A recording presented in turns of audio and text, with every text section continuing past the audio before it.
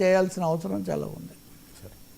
Sir కేసీఆర్కి హైకోర్టులో చొక్కేది ముఖ్యమైన పరిణామం. నిజానికి కేసీఆర్, హరీష్ రావు కూడా విడివిడిగా వేశారు.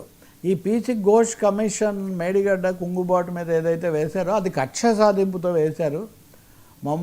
మా మీద ఏదో గత ప్రభుత్వం మీద చేయాలని. అందుకని అసలు ఆ నియామకం, ఆ నివేదిక ముందుగా బహిర్గతం చేయటం ఇవన్నీ కూడా చాలా తప్పు. దాన్ని రద్దు చేయాలి.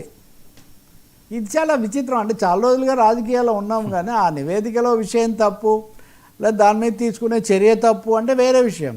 అసలు ఆ నియామకమే సరికాదు, ఆ నివేదికనే రద్దు చేయాలని. అసలు నివేదిక బయటికి రాకముందే అది ఎలా రద్దు అవుతుంది? బయటికి రాలేదని చెప్పలేము, మీడియాతో పంచుకున్నారు, ప్రభుత్వమే లీక్ చేసింది అని.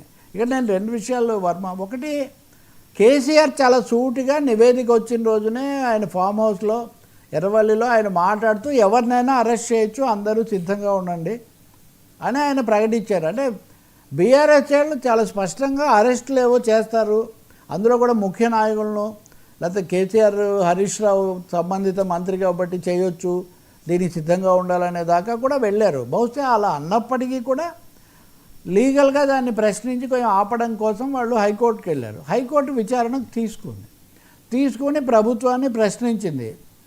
మీరు ఈ నివేదికను అసెంబ్లీలో పెట్టి చర్చిస్తారా, లేక ముందే లీక్ చేశారంటే ప్రభుత్వం మేమేమి లీక్ చేయలేదు, మేము అసెంబ్లీలో చర్చించి చర్య తీసుకుంటామని చెప్పాం, కానీ అసెంబ్లీలో చెప్పకుండా మేము చర్య తీసుకునే అవకాశం లేదు, మేము ఆలోచన లేదన్నారు. సో దాంతో వీళ్ళ కోరిక ఏంటి, దాని మీద స్టే ఇవ్వాలని, కొట్టేయాలి, ముందు అయితే స్టే ఇవ్వాలని.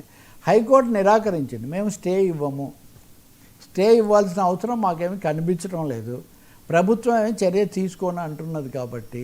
అయితే అది పబ్లిక్ డొమైన్లో కనుక పెట్టి ఉంటే ఇప్పటికే దాన్ని తీసేయండి, పెట్టకండి.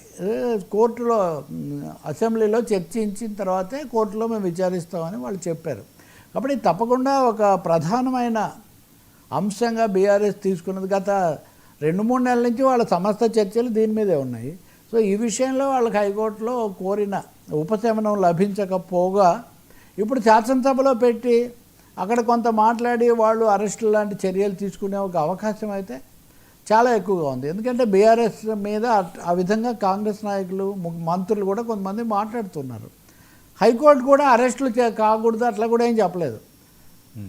ఇప్పుడు ఒక ప్రభుత్వం ఒక మాజీ న్యాయమూర్తిని నియమించి కమిషన్ల చట్టం ప్రకారం చేశాక వాళ్ళు ఇంకొకటి అడిగారు.